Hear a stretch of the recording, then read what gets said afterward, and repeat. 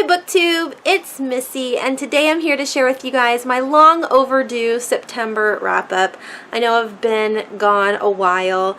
I'm sick, so my voice is probably a little stuffy sounding, but I wanted to get this out because, like I said, it is so overdue. It's already the 11th of October.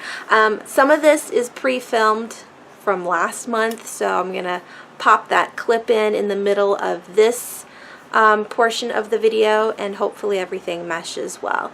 I read 11 books in the month of September, both graphic novel and novel form, and let's get started. The very first book that I read in the month of September is The Peculiar Haunting of Thelma Be by Erin Petty. I received this as an ARC by Mighty Media, and they sent it to me a year in advance, which was really cool. This came out on October 6th. It is a paranormal middle grade, and it is, like I said, super adorable. It's about a girl named Thelma Be. She's an only child. She lives in the town of Riverfish. Her mother is a researcher on like mythical creatures or paranormal, and her father is a stay-at-home dad, and he also runs an antique shop. One day this very weird old lady comes into the shop and is trying desperately to get rid of this box that she has, and Thelma thinks it's very peculiar that the lady not only wants to get rid of the box, but that the box feels different. Like she can kind of feel something coming off of the box that kind of freaks her out.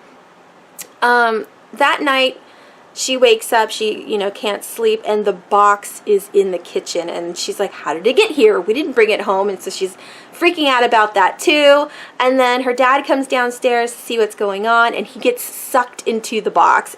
Thelma's like, now what? What do I do? I don't know anything about this box. I don't know anything about the woman who dropped it off. I don't know how to get my dad out of the box. And so Thelma's on her own. She does have her best friend Alexander, who is super bright and is, the idea man of the twosome or duo. And she also relies on the paranormal society that is in her town of some of her friends that, runs it. So Thelma has to navigate her way throughout this mystery, trying to figure out how to get her dad out of the box and what this box is about. I thought it was super cute. I really loved the ending. We find out that Thelma isn't actually normal, and she's got a secret that would be great to read about in a sequel if there ever is one. I highly recommend this middle grade if you like paranormal, and yeah, I just thought it was adorable. There was a contest to see which cover there would be, and this side one. So this is the cover that you'll see when you pick it up at the store. Alright, the next 3 graphic novels I thought was in the pre-filmed section of this video, and when I went to go check that video, they weren't there. So, bummer drag, I'm going to have to use pictures. The first one that I read was Afro Samurai Volume 2. I gave this one 2.5 stars. I didn't really like it. The very first volume is about number 2, or Afro Samurai, seeking revenge on his father because someone killed the dad when Afro was little, and so his whole life he's been training to find this bad guy and kill him. So volume 2, you get a little bit of backstory. You find out that Afro was in kind of like, not an orphanage, but some man picked him up because he saw that he didn't have a father, he was homeless or whatever, and trains him to become a samurai. So he has a girl that he likes, he has friends, but the revenge part gets in the way. And then at the very end, it's not who you think is the one who he's supposed to be killing. I don't even know if that makes any sense. If you've read the 2 graphic novels, you understand, but I wasn't expecting the number 1 bad guy to be who it was, and so that was really confusing. Overall, like I said, I gave it 2.5 stars. I didn't really like it. The second graphic novel that I read is called Gray Horses by Hope Larson. She's also the one that wrote A Wrinkle in Time, the graphic novel. And I thought this book was, again, not very good. I gave it 2.5 stars. It's about a French girl named Noelle who comes to America. She's going to college here. She doesn't really speak the language very well. She meets a girl in college and they become roommates or maybe just friends. But the whole thing is Noelle goes to sleep every night and has these very weird, vivid dreams about a girl named Marcy and a talking French horse. So the horse speaks in French, Marcy speaks in English. They communicate. Marcy's really upset because she has a sick mom or siblings or something. And then at the end of the book, you find out that Noelle has a picture that Marcy had in her dreams. So I don't know if Marcy and Noelle are the same person. I didn't understand the book at all. It was just way over my head. I don't know if it was supposed to be some... I can't even tell you the word I'm looking for because it was just so bizarre. I didn't get it. So, if you are interested in reading more of Hope Larson, I would skip this one because it didn't make any sense. The third graphic novel that I meant to add to this video and didn't was Wire Mothers, Harry Harlow and the Science of Love. I gave this one 3 stars. It is a non-fiction about a real scientist who used monkeys. What kind of monkeys? Not spider monkeys. Maybe it was spider monkeys. Anyways, he used monkeys to test out love. At the beginning, when Harry was a new scientist, he got a lab with rats, and he realized that once the rat learns the maze, the rat's done. They don't need him anymore. And he hated the fact that he had to dispose of the rats each time. And then eventually he gets married, and with this lady, he gets the chance to work with monkeys because I think her parents own a zoo or something. Anywho, they now he has monkeys, and there's this big like science guy who keeps telling everybody that babies do not need actual physical attention to grow up to be, you know, great human beings. And Harry's like, that is BS. That's so ridiculous. How can you possibly think that? And so he goes on an adventure, a science adventure, to figure out how to show the world that love makes a difference. And so he uses the monkeys. There is a fake monkey mom made out of wire, and then a fake monkey mom made out of like washcloths. And the wire mom has a bottle to feed the baby monkey, and the washcloth mom has nothing. So they bang loud noises, and the baby doesn't like the wire monkey because it's not comforting, so it'll go to the washcloth mom, and it would rather stay with the washcloth mom and like starve than be with the wire monkey and eat. So love conquers food, like starvation. I don't know. I've seen this documentary when I was younger. I think it was in college maybe because I had psych classes, and yeah, so if you like nonfiction, if you like science, if you're into psychology, and if love makes a difference in like the nature versus nurture kind of way, check out this book. It was okay. The graphics were, the illustrations were okay. Like I said, I gave it 3 stars. All right, and then here is the other 3 graphic novels. So today I have to return 3 graphic novels, so I decided I would do reviews on them super quickly to add to my wrap-up. That way I would have the physical book. I like having the physical book in my hands rather than a picture. It just seems more authentic, if that makes sense. So the first book and all 3 of these books I read yesterday, which was Sunday the 18th of September, because these all have fines on them now. I was really bad this month because I haven't read a lot, and now I owe $3.80 to the library Shame on me. Okay, so the book that I'm going to be talking about is Tommysaurus Rex by Doug Tenopel. If you guys have been watching my channel for the last, month or so, I have read, I'm trying to think of words, I have read several of his graphic novels this summer, and I absolutely love his writing, his stories, his illustrations. This one is about a boy named Eli, and there's Eli gulping down his breakfast right here.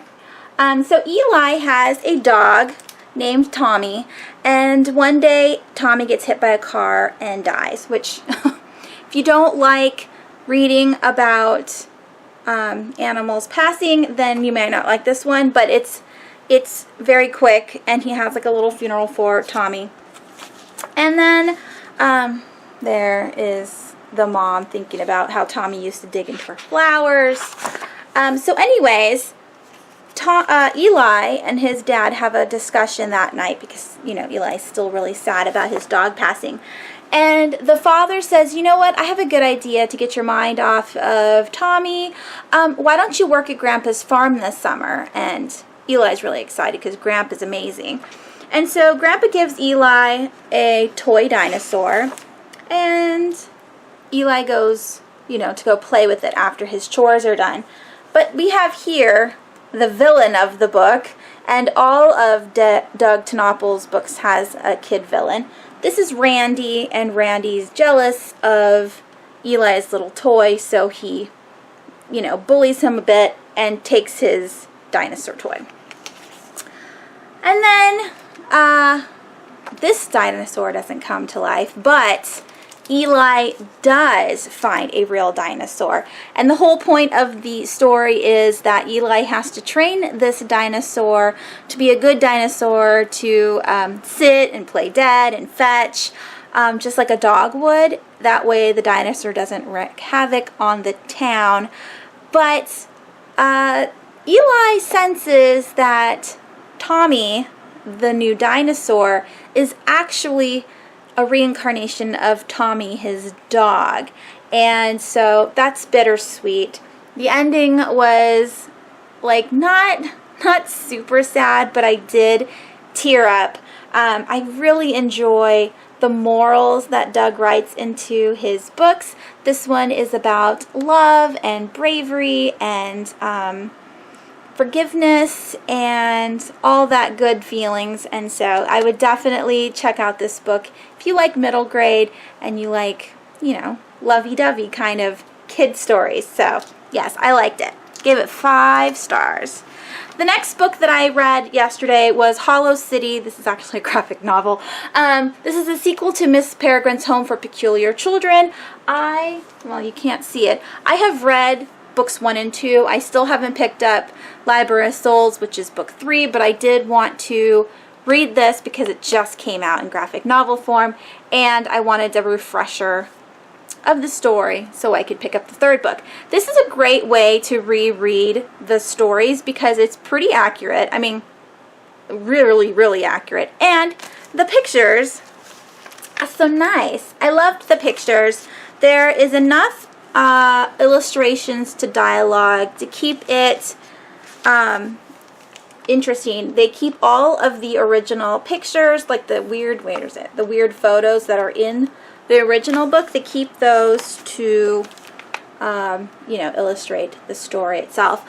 I totally forgot about the villain in book 2, and so I'm excited now because I really want to pick up book 3, and I'm wondering if what happens with the kids, like if they get to the villain, how do they save all of the Ibrims? I never can say that word right, but the other teachers of the peculiar children.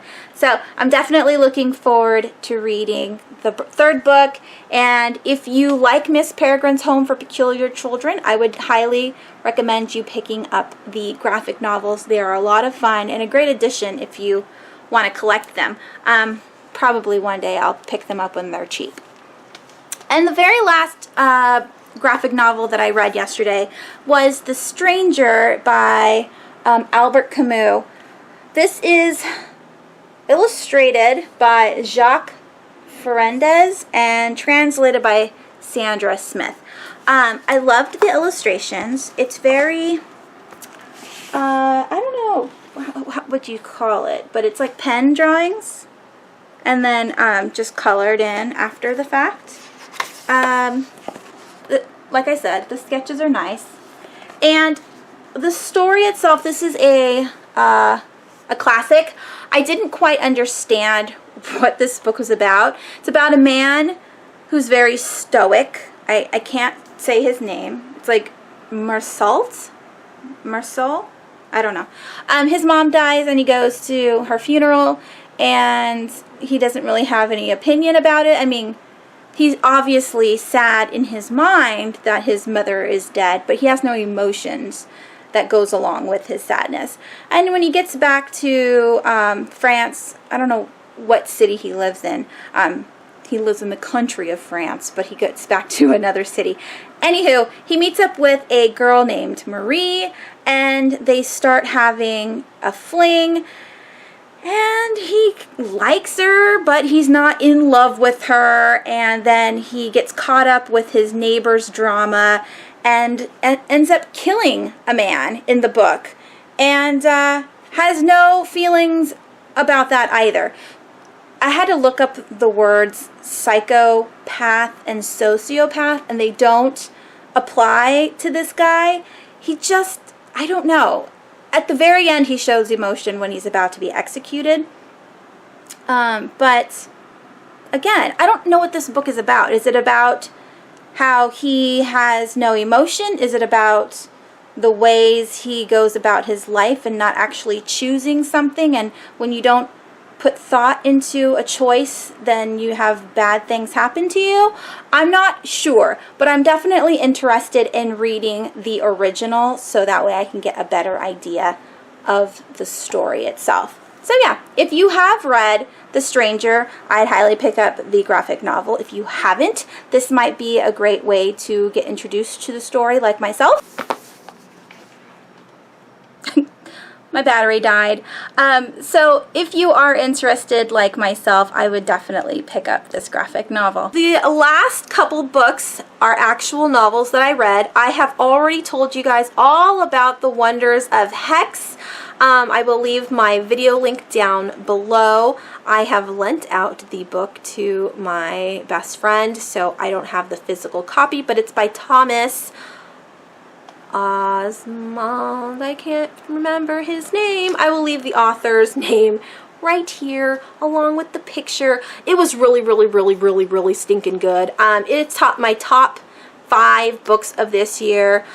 Super scary about a 17th century witch who has her eyes and mouth sewn shut, because if you hear her whispering, you will kill yourself. I loved it. The next book that I read was an audiobook, and that is Lockin by John Scalzi. This is my first John Scalzi book, and the audio was read by Will Wheaton. I love Will Wheaton. I will pretty much listen to anything he reads, which, by the way, I am planning on making a video of books that, like, narrators that you must listen to, and their books that they narrate. Does that make sense? Anywho, so Lockin is about a virus that hits and affects about half of the population of the world. Some of those people get fevers and meningitis and then die. Some of them get fevers, meningitis, and then get locked in, which means that they can no longer use their bodies. They can't wake up. They are like in a coma state, but not, their brain is still active. And so they are able to be connected to a robot. That robot is called a threep. The robot is called a threep, and they use their threeps to navigate the world. So they go to work and yada yada, while their bodies are in like a bed cradle. And they have a nurse that watches the body to make sure that they don't have any bed sores, that they're getting fed you know, through tubes, and that they're comfortable. And then, you know, the nurse checks in with the robot, you know, during the day, letting them know how their actual body is doing. It's so fascinating. I cannot tell you enough how amazing this was. And then there is another portion of the world, which was very rare, that was not locked in, that became not interlopers. I'll leave that word down below. I haven't read this in a while. But anyways, they're able to have other people who are locked in be put into their brains. Does that make sense? So they're human beings. They're not robots. They did get the meningitis, but they weren't locked into their bodies, so they are able to move around, but their brains are still scrambled, which means that anybody who is locked in and in that coma state can now be wired into that person's brain and then use their bodies if need be.